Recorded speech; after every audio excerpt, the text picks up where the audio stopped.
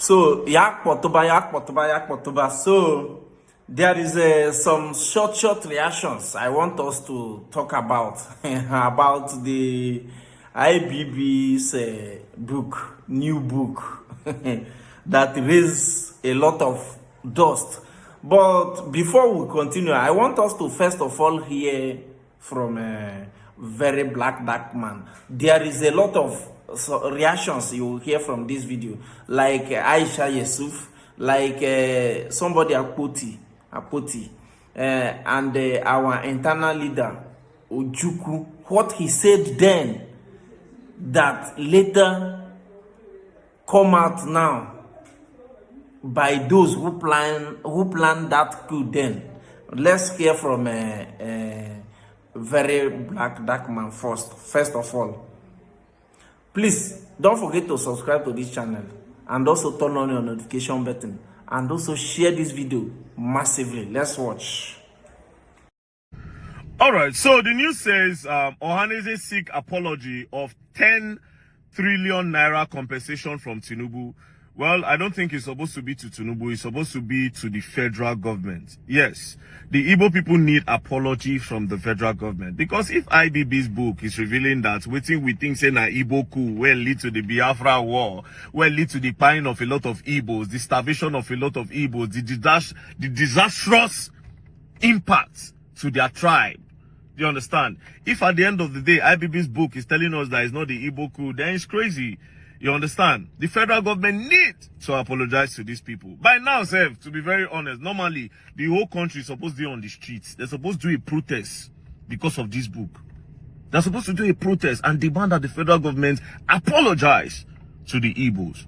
Now, this generational beef don't happen since that coup. There's a generational beef where don't happen since the coup and since Biafra. Some tribes now, they fear. A lot of tribes, they fear because they know say, okay, yes, they fear say, if Igbo man turn president for this country, that's where Ojuku be won't do. Now the Igbo man go won't do. The Igbo man. These people that call themselves Ohaneze Ndi, Ohaneze Ndi Biribe, Nda Amarifo, please, if this is your first time coming across my channel, don't forget to subscribe to this channel.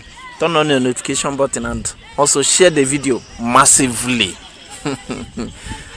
I beg, Igbos don't need any apology from anybody. Igbos don't need any apologies from anybody. Please, if anybody will help me, let this video reach Ohaneze Ndi Igbo that Biafra has been redeclared, because they may not know that Biafra is already been redeclared. You understand? Tell them that Biafra, they have redeclared Biafra and no going back. Nothing will make us go back. So the 10 trillion they want to collect, I don't know who sent them. And two, if you are watching this video, tell me one thing that these people that call themselves Ohaneze Ndi Igbo, tell me one thing they have, that is one thing they have attracted into Igbo land. If they think that they are representing Igbos, can anybody tell me one thing they have attracted in Igbo land? Maybe because of, if not because of Ohaneze Ndi Igbo, this building wouldn't have been here. If not because of Ohaneze Ndi Igbo, this road, they wouldn't have built this road.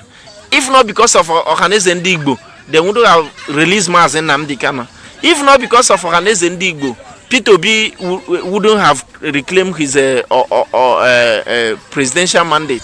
Tell me one thing, these guys. Even when P2B, when they push P2B out this 2023 election, which everybody know that P2B won the election, they rushed to Abuja to tell them in Abuja that they stand behind they stand behind Tinubu. Is it not criminality? These people, they are not representing Igbos in anywhere. These people, they are not representing Igbos in anywhere. So I will leave you people here, please, to watch this video. You will hear from Apoti. After Apoti, then you hear from Aisha Yusuf. And after Aisha Yusuf, you hear from our internal leader, being Ojuku. These people that call themselves Ohaneze Ndi Igbo, they have done more harm than good to Igbos. Watch the video and don't forget to subscribe and share this video, and also turn on the notification button in case of interesting video like this video. Thank you and God bless you. Listen, after 56 years,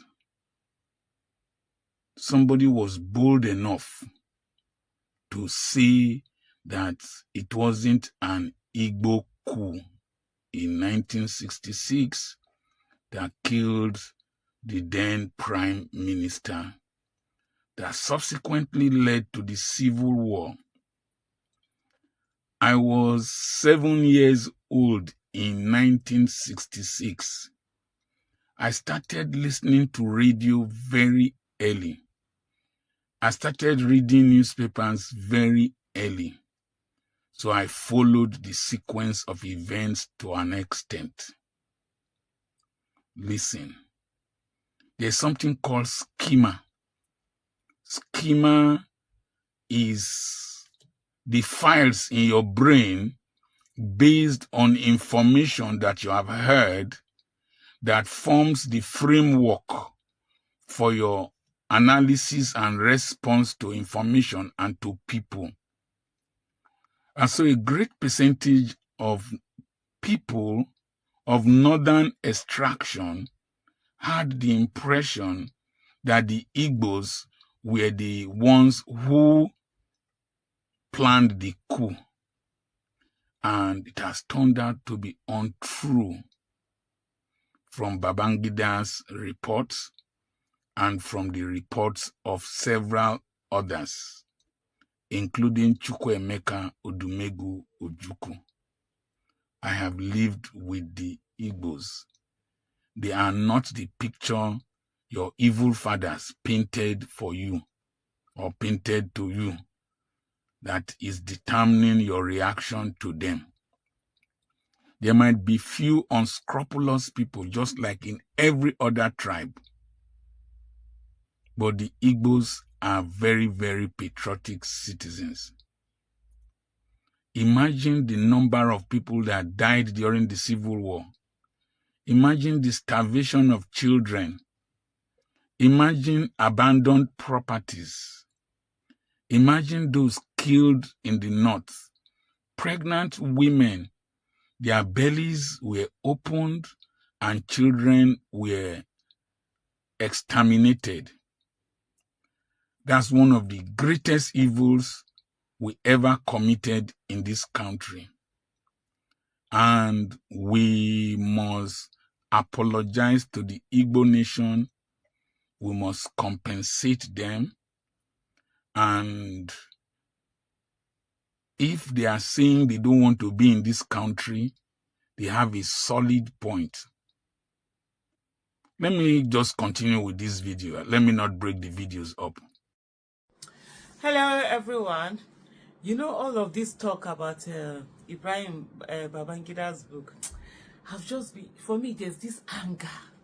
You understand? This anger, this, what kind of a country is this that allows people to do all sorts of heinous things and they get away with it? Now, some are even, you know, oh, he has written a book. He has written. I'm like, these are people that should be rotting in jail. These are people that should be prosecuted. These are people that should never be able to raise their head in Nigeria ever again. But meanwhile, Nigeria is wasting money on them. They are paying them humongous amounts of money every year as former president held that statement. This, that. It's so irritating and it's so annoying. Is it today? I saw where Oseni Rufai was that, oh, now people that have always been saying Igbo, that they should not know that it's not an Igbo coup. It has been proved. I said, look, it is not today. They always knew it is not an Igbo coup. But Igbos are the boogeymen. Officers had within Igbos, Yorubas, and Hausas. The way the Nigerian army was structured, you could not escape a preponderance of Igbo officers. And these were at the middle level because they were essentially majors. By then I was a lieutenant colonel, so I wasn't part of it. I was then commanding a battalion in Kano. The coup, ostensibly, because I've later found out that the whole aim of the coup was to halt this apparent drift in Nigeria. But significantly, you know what they wanted to do? To create a presidential commission of army officers as a safeguard to the people who would guard the nation and hand over government to Chief Obafemi Awolowo.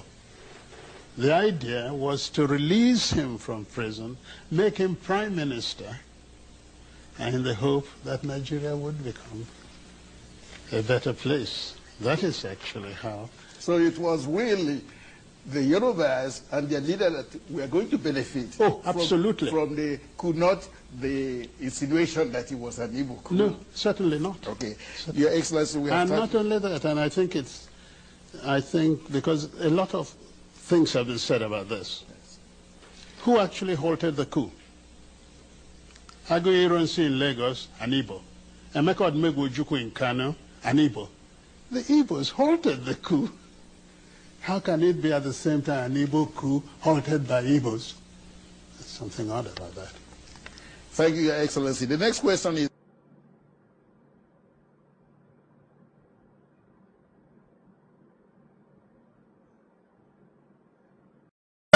Manaba, as no menu manaba, as no menu beggars copa, as no menu. We go on the chapel of Gabaga, as no menu, as no menu, as no menu. I imagine again as in a Catawara, you know, my when we go on chapel. With the way you were getting a gammy and Morosama. Eddie Cabana, Tony Bala, as no menu, as no menu.